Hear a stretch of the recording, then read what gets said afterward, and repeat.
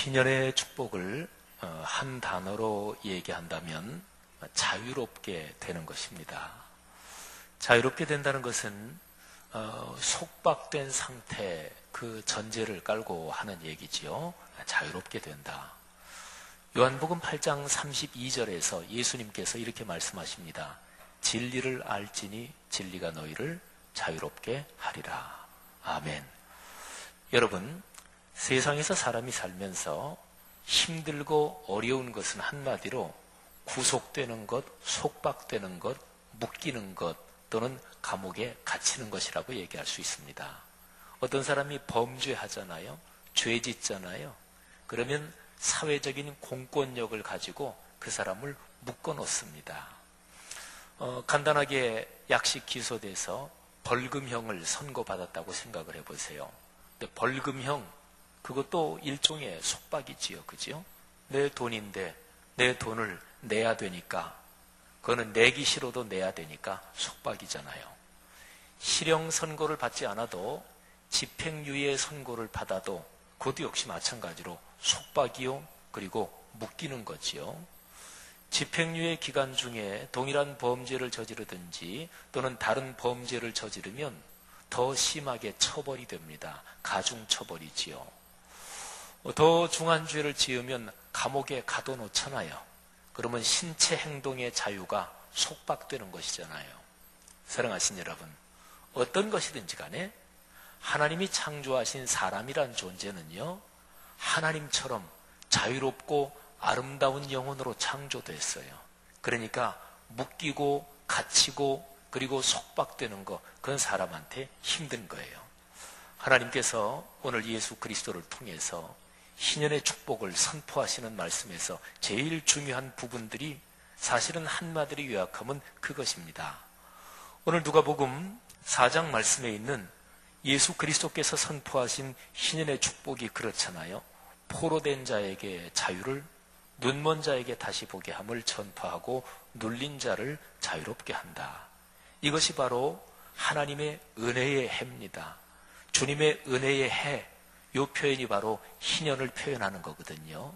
성도 여러분들이요, 우리 2014년 1년 동안 여러분의 삶의 어떤 분야든지 가정이나 사회, 직장, 사업, 대인관계 또는 교회활동 모든 면에서 진리가 우리 안에 충만해서, 그래서 우리의 심령부터 우리의 정신과 우리의 육신이 자유하게 되는 그 축복을 누리고 체험하시기를 축복합니다. 질병에 걸려 있으면 질병에서 해방돼야, 병이 나아야, 그래야 그 속박에서 벗어나는 거잖아요. 가정 경제가 너무 힘들어서 그러면 여러 가지로 부자유하잖아요. 묶이고 힘들잖아요. 그런 데서 해방되는 것은 직장을 구하는 것이요, 가게나 사업하시는 분 매출액이 올라가는 것이요, 또는 사회에서 공직을 비롯한 이런저런 직장 생활하는 분들은 내 직급이 올라가서 그래서 더 큰 결정권을 가지고 내 세도를 부리는 게 아니라 그 자리에서 남과 더불어 귀한 일을 할 수 있는 그런 일이 있기를 주의 이름으로 축원합니다. 한번 생각해 보세요. 뭐가 묶여 있습니까? 뭐가 속박되어 있습니까? 어떤 것이든 괜찮아요. 경제 문제든 건강이든 또는 대인관계든 또는 아이들과 관련된 문제든 어떤 것이든지 괜찮습니다.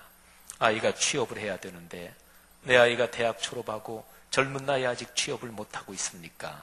얼마나 그게 힘들어요. 아이들 결혼할 때가 다 됐는데 그런데 마땅한 배우자가 없어서 계속 기도하는데도 아직까지 성사되지 않았다. 그것도 힘든 것이지요. 어떤 것이든지 상관없습니다. 성경 말씀에서 얘기하는 희년의 그 아름다운 축복은 인간 삶 전체를 다 포괄합니다.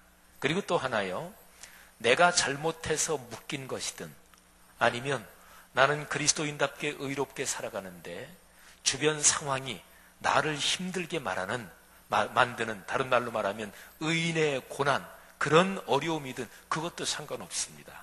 어쨌든 현재 내 상황, 현재 내가 서 있는 삶의 위치에서 나를 묶어놓고 속박해놓고 어렵게 만드는 그 어떤 것이든지 간에 예수 그리스도께서 선포하신 희년의 축복, 여기에 다 연결될 수 있는 거예요. 성도 여러분, 내가 있는 묶인 상태, 속박된 상태, 자유롭지 못한 상태가 해결됐으면 좋겠다고 하는 간절한 마음을 가지시기를 바랍니다. 간절함을 가져야 돼요. 소원을 가져야 돼요. 소원이 간절한 사람은 기도합니다. 아직까지 기도 안 하는 사람은 소원이 간절하지 않은 거예요. 아니면 기도할 때 하나님이 응답해 주시고 하나님이 우리의 삶에 개입하신다는 신앙의 가장 기초적인 이 지식을 아직 모르든지. 그런데 교회 다니고 예수 믿는 사람들 중에서 교회 신앙생활 하신 지 얼마 안 된 분이라고 할지라도 기도하면 하나님이 응답해 주신다, 이거 모르는 사람이 사실은 어디 있겠어요? 그러니까 제가 말씀드린 대로 내가 지금 어렵고 힘든 상태에서 벗어나기를 원하는가? 단순히 희망사항이고 그렇게 되면 좋겠지만 안 되면 할 수 없고 그저 그런 대로 살아야지, 이런 사람은 기대하지 마십시오. 진짜로 벗어났으면 좋겠다. 주여, 물질 문제에서, 건강 문제에서, 내 자녀 후손의 문제에서, 내가 걸어가는 인생의 문제에서 하나님 자유롭게 되기를 원합니다. 마음껏 주님의 일을 하기를 원합니다. 내 영혼이 하늘을 나는 독수리처럼, 창공을 나는 새처럼 그렇게 자유롭게 되고 마음껏 행복하게 주님을 위해 봉사하고 섬기며 보람있게 인생길을 걸어가기를 간절히 원합니다. 이런 분들은 기대하셔도 좋습니다. 오늘 희년의 축복을 선포하시는 주님의 말씀에 여러분의 소원을 걸어놓고 응답받으시기를 주님의 이름으로 축원합니다. 희년의 축복은 같이 누리는 거예요. 나만 누린다, 그거는 희년의 축복도 아니고 성경에서 말하는 축복도 아니고, 그걸 가리켜서 기복주의적인 신앙이라 그러고 그걸 가리켜서 무당 같은 신앙이라 그러는 거예요. 희년의 축복은, 성경의 축복은 더불어 같이 누리는 거예요. 그러니까 내가 먼저 누리고 우리가 먼저 누리고 그 다음에 주변 사람하고 같이 누려야 되니까 퍼져나가야 되겠지요. 넓게 퍼질수록 좋은 거겠지요. 더 많은 사람이 그 복을 누리면 하나님이 더 기뻐하시겠지요. 땅끝까지 전해지면 어떨까요? 그렇습니다. 그게 하나님의 소원이에요. 그게 하나님께서 우리에게 향하신 뜻입니다. 그걸 가리켜서 온 세계 선교라 그러는 거예요. 선교가 별다른 게 아니에요. 사랑하신 여러분, 오늘 성경에서 말씀하시는 신년의 축복이 우리 모두에게 1년 내내 함께 하실 것입니다. 믿음으로 아멘으로 받아들이고 내 삶에 간절히 원하는 사람들에게 하나님이 현실적으로 1년 52주 지나가면서 삶의 여러 영역에서 하나하나 현상으로, 현실로 나타나는 것을 목도하게 될 것으로 믿습니다. 예수님께서 이사야 61장, 저 유명한 말씀, 그러니까요, 예수님이 지금 성장하신 곳, 자라나신 곳 나사렛의 회당에 들어가서 이사야 61장을 읽으셨는데, 이사야 61장 내용은 그 당시에 유대인이면, 이스라엘 사람이면 너무나 잘 아는 구절이에요. 이사야서가 특별히 중요한 책이거든요. 그리고 60장 이후로 넘어오면 그게 이사야서의 결론 부분이거든요.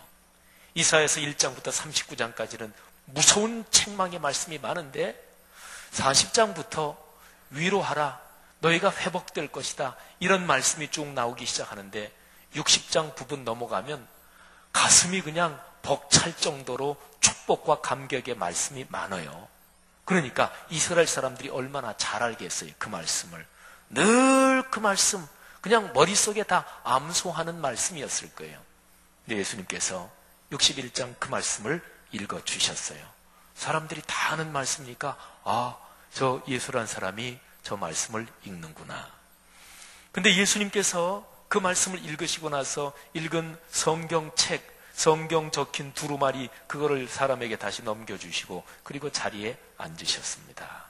그 당시에는 자리에 앉았다 그러면 순서 마친 거 끝나고 돌아가서 앉았다, 그게 아니고 가르치는 사람이, 전하는 사람이 앉아서 전했어요. 그러니까 이제부터 말씀을 하시기 시작하는 거지요.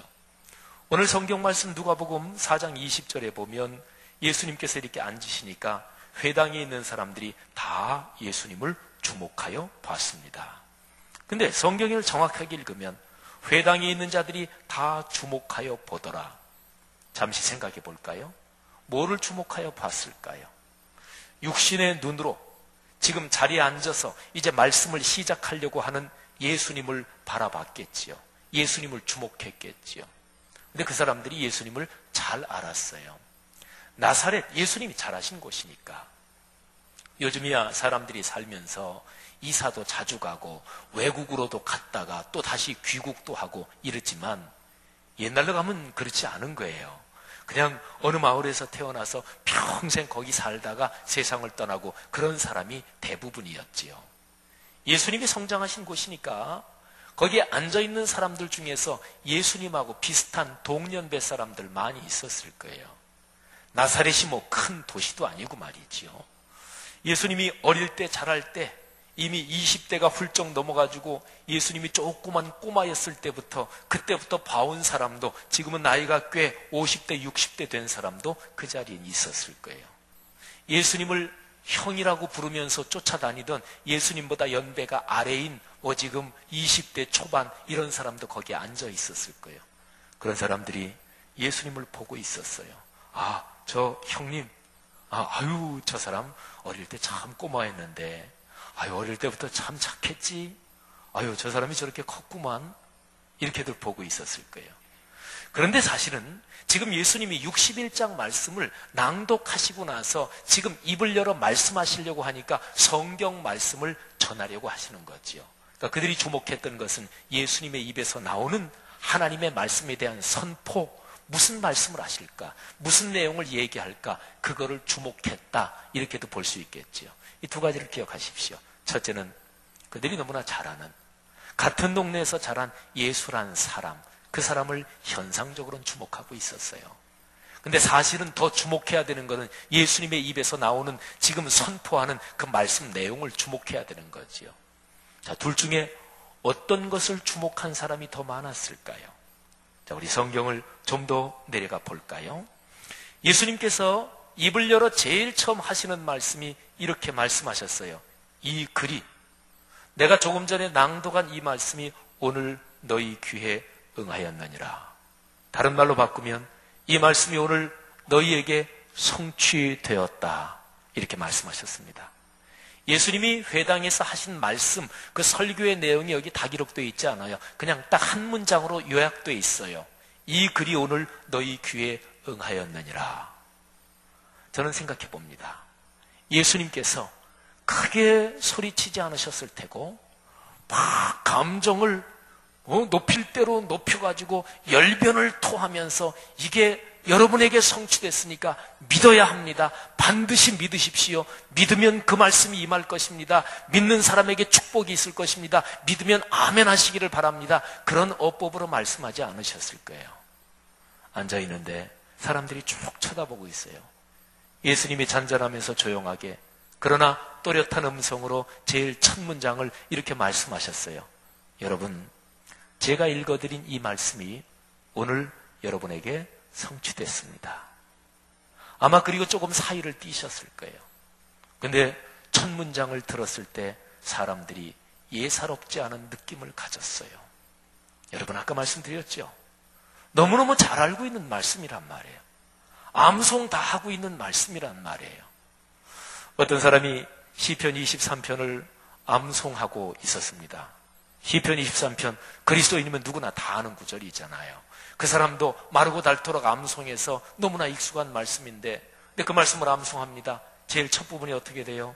여호와는 나의 목자시니 내가 부족함이 없으리로다. 그런데 갑자기 깨달음이 왔어요. 더 이상 암송을 못하겠어요. 까먹은 게 아니에요. 이 제일 첫 번째 문장을 암송하는데 갑자기 깨달음이 왔어요. 하나님이 나의 목자시니 내가 부족함이 없다. 그게 마음에 꽉 밀려 들어온 거예요. 여러분, 시편 23편 다 아시죠? 지금 여러분의 삶에 뭐가 부족하십니까? 아까 제가 쭉 열거한 대로 역시 사람에게 제일 피부에 와닿는 게 경제적으로 어려운 거, 그게 결핍 때문에 힘들잖아요. 직장 취업, 내가 하는 일 이게 잘 안 되고 브레이크가 걸리고 여러 가지 장벽이 생기고 이런 결핍이 있으면 너무나 어렵잖아요. 건강에 결핍이 있으면 어렵잖아요. 아유, 재작년까지만 해도 안 그랬는데 이제 어디 병이 한번 걸리면 몸이 약해지면 빨리 낫지도 않고 나이 든 태가 그냥 줄줄이 퍽퍽 느껴져서 건강에 결핍이 있으면 이거 참 어렵잖아요. 근데 시편 23편은 말씀합니다. 여호와는 나의 목자시니 내가 부족함이 없으리로다. 성경 말씀이 얘기하면 그래야 되는 거잖아요. 성경은 진리의 말씀이니까 성경 말씀이 그렇다고 말하면 적어도 우리 그리스도인이 마음으로 영혼으로 아멘 이렇게 하고 그렇게 믿고 살아야 되는 거 아니겠어요? 사랑하신 여러분, 사랑방 손님과 어머니라는 아주 유명한 단편 소설이 있지요. 거기에 등장하는 그 어머니로 나오는 여인이 마음이 이렇게 저렇게 흔들리는 그런 상황이 있었습니다. 그런데 신앙인인데 주기도문을 암송하는 거예요. 근데 암송하면서 시험에 빠지지 않게 하시고 그거를 암송하면서 더 이상 뒷부분으로 넘어가지를 못하는 거예요. 시험에 빠지지 않게 하시고 시험에 빠지지 않게 하시고. 옆에 있는 조그만 딸이 엄마가 기도문을 까먹었는 줄 알아요. 까먹은 게 아니에요. 수도 없이 많이 암송했던 주기도문입니다. 그런데 그 상황에서 자기의 마음이 흔들리고 정도를 벗어날까 봐 이 주기도문을 암송하면서 그 구절이 마음속에 강물처럼 밀려 들어오는 거예요. 시험에 들지 말게 하시고 시험에 들지 말게 하시고. 사랑하신 여러분, 예수님께서 이사야 61장 말씀, 유대인들이 너무나 잘 알고 있는 말씀, 다 암송하시다시피 하는 말씀, 그 말씀에 대해서 예수님이 첫 문장, 설교의 첫 문장을 아주 간단하게 단순하게 그러나 직설적으로 말씀하십니다. 이 말씀이 오늘 너희에게 성취됐다. 사람들 중에 가슴이 먹먹해지면서 충격적인 은혜를 받은 사람들이 많이 있었을 것입니다. 자, 예수님이 설교한 내용이 다는 나오지 않지만 사람들이 다 듣고서 예수님의 설교에 대해서 어떻게 생각했는지 그게 22절에 나와요. 제가 읽어볼게요. 그 사람들이 다 예수님을 증언하고 예수님의 입으로 나오는 바 은혜로운 말을 놀랍게 여겼다. 예수님이 입으로 전하시는 말씀을 참 은혜롭다 생각했어요. 야, 대단하다. 어떻게 저렇게 은혜로운 말씀을 전하나 놀랐습니다. 그리고 읽어드린 말씀에서 잘 얼핏 이해가 안 되는 말씀이 있는데, 표현이 있는데 그를 증언하고, 이 얘기는 뭐냐면 저 예수란 사람이 전한 얘기가 맞다. 저거 참 진짜로 저렇게 해석해야 맞다. 이렇게 인정했다는 거예요. 이 사람들이 그렇게 생각했어요. 사랑하신 여러분, 여기까지는 좋았어요. 그런데 22절 제일 뒷부분에 이런 표현이 있어요. 이 사람이 요셉의 아들이 아니냐? 여러분, 사람들이 어떻게 반응했고 사람들의 결국에는 전체적인 분위기가 어떻게 됐느냐, 그게 자초지종은 나오지 않지만 그런데 이 짧은 표현에 다 담겨 있어요. 예수님이 설교한 내용이 다 적혀 있는 게 아니고 딱 한 문장, 이 글이 오늘 너희 귀에 응하였다, 이 한 문장이 딱 적혀 있으면서 예수님의 설교를 요약한 것처럼 사람들의 반응도 딱 한 절로 요약되어 있어요. 근데 그 중에서 중요한 것이 이 사람이 요셉의 아들 아니냐. 사람들이 예수님이 말씀하신 내용, 그거는 인정했다니까요. 내용이 은혜스럽다고 생각했다니까요. 내용이 맞다고 그들이 인정하고 그렇게 놀랬다니까요. 그런데 방해물이 턱 하고 나타나는 거예요. 저 사람 요셉의 아들 아니야? 필시 부유하지 못했던 집안. 그리고 예수 그리스도는 아마도 정식적으로 정통적인 율법 교육을 코스를 밟은 분이 아니었을 거예요. 근데 거기 앉아있는 사람들 중에서는 율법 학교에서 정식으로 코스를 밟아서 율법에 대한 정통적인 해석에 깊이 지식이 있는 사람들이 거기에도 있었을 거예요. 근데 정통적인 코스를 밟지도 않았지. 잘할 때 저 집 참 힘들었어. 그 아버지가 일찍 돌아가시는 바람에 저 장남 예수 저 친구가 참 고생도 많이 했지. 갑자기 하나님의 말씀을 은혜롭게 전하니까 이게 거침돌이 되는 거예요. 그러면서 요셉의 아들 아니야? 말씀을 잘 전하긴 하네. 그런데 점점 분위기가 그렇게 돼서 이 사람들이 결국 예수님을 배척합니다. 거부합니다. 그 뒤에 보면 결국은 예수님을 죽이려고 그래요. 처음에는 죽이려고까지 하진 않았어요. 그건 예수님이 어떤 얘기를 했기 때문에 이게 감정이 폭발한 거예요. 근데 그러기 전에도 이 사람들이 이미 예수님을 거부한 거예요. 왜 거부했을까요? 두 가지 이유가 있어요. 첫 번째는 예수가 요셉의 아들이다, 뻔히 아는 사람이거든요. 그래서 예수님이 하신 저 유명한 말씀, 선지자가 고향에서는 대접을 받지 못한다, 인정받지 못한다는 얘기가 여기서 나온 거예요. 그 다음에 또 하나 중요한 게 있습니다. 이것보다 어떤 면에서는 더 근본적으로 중요한 게, 거기 앉아있는 사람들 중에서 예수님을 거부한 사람들은 진리의 내용에는 사실은 별 관심이 없었어요. 예수님이 사역을 시작하면서 우리 나사렛 출신 예수, 그 양반이 요즘 가버나움에서 활동한다며, 병자도 고치고 이적도 많이 일으킨다며, 어유 대단하네. 근데 그 양반이 왔거든요. 그래서 그 양반 여기서도 한번 이적 좀 일으켜보라 그러지? 한번 가세? 이렇게 온 사람들이에요. 사랑하신 여러분, 진리의 내용에는 별 관심이 없었어요.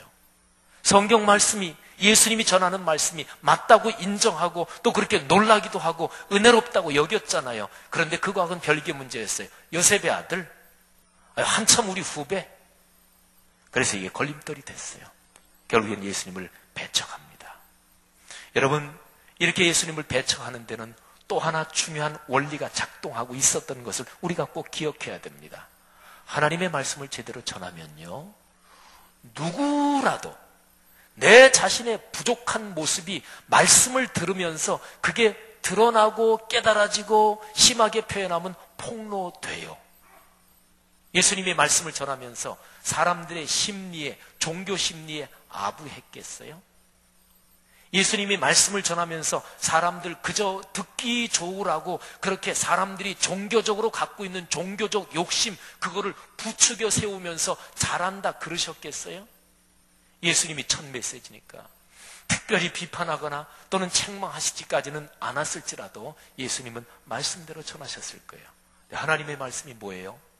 하나님의 말씀은 좌우의 날선 검과 같아서 우리의 혼과 영과 및 관절과 골수를 찔러 쪼개기까지 하며 마음의 생각과 숨은 뜻을 드러낸다고 그랬어요. 하나님의 말씀이 그런 거예요. 그는 창세기 1장 1절부터 요한계시록 맨 마지막 장까지 어떤 본문을 가지고 전하든지 이게 정도의 차이는 있지만 다 마찬가지입니다. 예수님의 말씀을 전하실 때 거기 있는 사람들의 애초부터 말씀의 내용에는 관심이 없고 진리의 내용에는 관심이 없고 예수 그 양반 한번 보러 가야지. 또 처음에 이렇게 전하면서 괜히 아니꼽게 쳐다보던 사람들은 처음 들으면서부터 마음에 불편한 생각이 있었겠고 결국엔 거절했어요. 자, 보세요. 예수님이 거기에 대해서 이렇게 얘기하십니다. 가버나움에서 행한 일을 내 고향 여기서도 한번 행해봐라. 지금 여러분들의 심리 상태가 그런 걸 내가 안다. 더 꼭 들켰네요. 완전히 폭로돼 버렸네요. 그러면서 예수님이 다시 성경 얘기를 하십니다. 구약 성경에 엘리야 시대에 있었던 일 하나, 그리고 엘리야의 후배 이 선지자인 엘리사 때 있었던 일 하나. 엘리야 때 3년 6개월 동안 비가 오지 않았지요. 얼마나 먹고 살기 힘들었겠어요. 요즘 말로 말하면 경제적으로 힘들었단 말이에요. 근데 그때 하나님의 은혜가 이스라엘 사람들 중에서도 경제적으로 어려운 사람이 많고 많았는데, 근데 이스라엘 사람이 아니라 이방 여인 사렙다 과부, 사르밧 과부, 그 여인 한 사람에게 하나님의 채워주시는, 물질을 채워주시는 은혜가 임했습니다. 예수님이 그 얘기를 하세요. 또 하나를 얘기하십니다. 엘리사 시대에 나병 환자 한 사람이 고침을 받아요. 그런데 엘리사 시대에 나병 환자들이 허구한이 많았고 이스라엘 사람들 중에서 많았는데, 그런데 그 시대에 고침을 받은 사람은 이방 사람, 말하자면 나아만 장군이라고 하는 그 사람 한 사람만 고침을 받았다. 여러분, 예수님이 이 얘기를 하니까 나사렛 회당에 있는 사람들이 폭발했어요. 우리 이스라엘 사람들, 유대인들을 멸시하고 모독한다. 그래서 예수님을 끌고 가서 그 동네에 낭떠러지가 있는데 거기에 밀쳐서 떨어뜨려 죽이려고 했습니다. 그런데 한번 생각해 보세요. 성경 얘기 했잖아요. 성경에 있는 얘기 했잖아요. 성경, 구약 성경에 그렇게 기록이 돼 있잖아요. 성경 얘기하는데 왜 분노할까요? 성경 얘기 정확하게 전하는데 왜 분노할까요? 사랑하신 여러분, 그런 거예요. 말씀 들으려고 그거는 애초에 관심이 별로 없는 거예요. 하나님을 믿고 신앙생활을 한다는 유대인들, 이스라엘 백성이지만은 지금까지 신앙생활을 해오면서 말씀을 듣는다, 그렇게 훈련이 되어 있지 않던 거예요. 신앙에 이런저런 이물질이 잔뜩 끼어져 있었던 거지요. 성도 여러분, 아주 중요한 메시지입니다. 오늘 여기 말씀에서 하나님이 우리에게 주시는 메시지입니다. 예수 그리스도의 희년의 선포, 그 축복을 듣고요. 그리고 두 부류의 사람들이 있었어요. 회당에 있는 사람들이 전부 다 분노하진 않았을 거예요. 아까 말씀드린 대로 예수님의 선포를 들으면서 머리끝부터 발끝까지 감전이 되는 것처럼 전율하는 심정으로 온 몸이 뜨겁게 달아올라서 눈물을 흘리면서 그러면서 감동적으로 그 말씀을 받은 분들도 있었을 거예요. 두 사람이 있었죠. 두 부류가 있었죠. 하나는 희년의 축복 선포의 말씀을 듣고 감격하고 믿음으로 순종하는 사람이 있었고, 또 하나는 분노하는 사람이 있었습니다. 성도 여러분, 우리 모두가 하나님이 주시는 희년의 축복 그 선포의 말씀을 듣고 믿음으로 순종하는 축복을 받기를 주님의 이름으로 축원합니다. 여러분, 간절히 바라는 것은 오늘 여기 말씀에서 제가 30절까지 쭉 말씀드리는데 30절에 있는 말씀이 여러분과 저 우리 공동체에 일어나지 않기를 간절히 바랍니다. 제가 30절에 읽습니다. 예수께서 그들 가운데로 지나서 가시니라. 아멘. 예수님이 아예 나사렛 회당에 오지 않으셨으면 혹시 모르겠는데 오셨단 말이에요. 그들 가운데 계셨단 말이에요. 그런데 예수님은 아무 이적도 행하지 않으시고 그들 마음속에 믿음이 없는 까닭에 예수님은 그냥 거기에서 지나서 동네를 떠나셨어요. 사랑하신 여러분, 2014년입니다. 희년입니다. 담임 목사님들은 매년 해가 바뀌면 그 해에 의미를 부여해서 성도들이 축복받으라고 또 열심히 신앙생활하고 부지런히 설교하시는 거지. 신앙생활 꽤 오래 하셨네요. 그런 것도 다 꿰뚫고 계시니까. 사랑하신 여러분, 성경대로 믿어보시지 않으시겠습니까? 우리에게 설립한 지 50주년이란 말이에요. 우리에게 제일 처음에 개척하신 김태수 전도사님은 어떤 심정으로 개척하셨을까요? 그분이 개척 후 3년이 지나서 40일 금식을 하실 때 그분의 마음에는 어떤 소원이 있었을까요? 금식 후 보식을 잘못해서 하늘나라로 가셨지만 그때 마지막 세상을 떠나면서 그분은 어떤 심정으로 하나님께 기도를 올리셨을까요? 그 후에 오신 우리 원로 목사님 박태희 목사님은 만 37년을 목회하면서 어떻게 하나님 앞에 간절히 몸부림을 쳤을까요? 이 교회에서 신앙생활하다가 하늘나라에 간 우리의 신앙의 선진들은 비록 너나 할 거 없이 신앙이 다 완벽한 것은 아니지만 그러나 하나님께 받은 은혜를 가지고 충성을 다하면서 어떻게 인생길을 걸어갔을까요? 그리고 그런 가운데 하나님의 섭리가 어떻게 지금까지 흘러왔을까요? 여러분, 말씀대로 믿는 사람에게 희년의 위대한 축복이 이루어질 것입니다. 이루어지기를 축원합니다. 사랑하신 여러분, 희년의 축복을 주님께서 선포하시는데 두 가지입니다. 순종입니까? 분노입니까? 희년의 복을 받을 사람이 있지만 거부하는 사람도 있을 것입니다. 예나 지금이나 그렇습니다. 희년의 복은 말씀의 선포를 믿음으로 받아들이는 것에서 시작됩니다. 그 말씀이 오늘 여기 내 삶에서 이루어진다고 믿는 그 사람에게서부터 시작됩니다. 그 복은 구체적인 생활에서 이루어집니다. 물질, 건강, 자녀선의 삶에서 분명히 이루어집니다. 그리고 최종 목표는 하나님의 이름이 높임을 받는 것입니다. 그런데요, 그 희년의 축복이 52주 걸어가면서 매 주일마다, 매 주중마다 이루어질 텐데, 그런데요, 그거를 이 첫 주일부터 여러분의 삶에서 경험하시기를 바랍니다. 다니엘서 9장 23절이 그거예요. 다니엘이 기도하고 있었어요. 입을 열어서 자비하시고 전능하신 아버지 하나님하고 요것까지 말했는데 하나님이 그걸 들으시고 다니엘이 기도 내가 응답한다. 천사 하나 불러가지고 가서 전달해라. 다니엘은 계속 지금 기도하고 있지요. 그런데 한참 기도하고 있는데 천사가 왔어요. 이제 내게 알리러 왔느니라. 너는 크게 은총을 입은 자라. 여러분, 2014년 희년 첫 주일에 여러분과 제 마음속에 믿음으로 하나님의 말씀을 아멘으로 받고 하나님 그 축복 반드시 받기를 원합니다. 그 축복을 받아 나뿐 아니라 우리 주변으로 온 세계 사람이 같이 누리기를 원합니다. 이런 간절한 소원이 있으면 하나님이 오늘 첫 주일부터 응답해 주기 시작하는 거예요. 현상은 손으로 만져지는 거는 그거는 한 주, 두 주, 30주, 40주, 52주 지나가면서 이루어질 거예요. 근데 이루어질 거를 믿으면 기쁨은 그게 이루어졌을 때 마음속에서 느끼는 기쁨은 지금 첫 주일부터 시작되는 거예요. 사탄이 공격하지 못하겠지요. 아니 기뻐하는데 뭘 사탄이 틈을 타요. 아니 행복해 죽겠는데 사탄이 어딜 숨어들어요. 이게 바로 신앙의 비밀이에요. 성도 여러분들이요, 신의 축복 우리 모두에게 1년 동안 넘치도록 이루어지는 것 체험하며 마음껏 주의를 감당하는 우리 모두가 되기를 주님의 이름으로 축원합니다. 기도하겠습니다.